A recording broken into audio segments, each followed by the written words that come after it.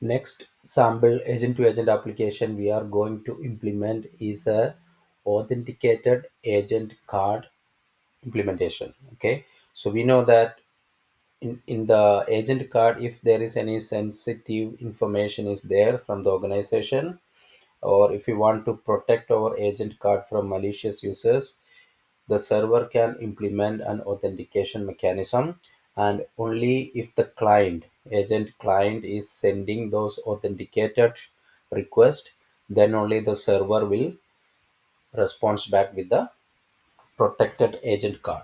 Okay, this is what we are going to implement as a next demo project.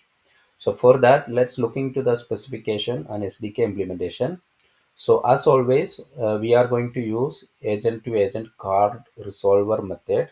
Okay, this is also true for public as well as protected agent cards.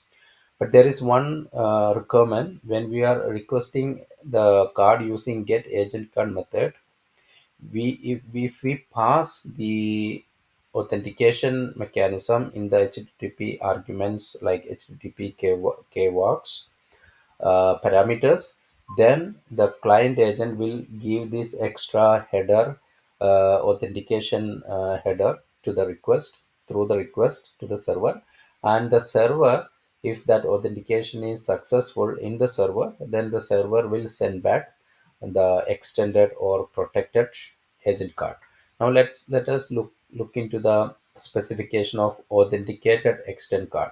So this is a special agent method, and the endpoint is the base URL, then slash agent, then authenticated extend card.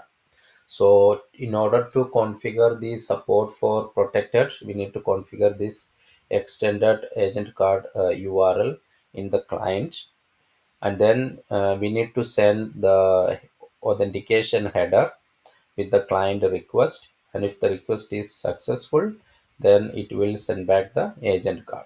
Okay, and one more thing is that the server should have the property set in the agent card support authenticated extended card property is true.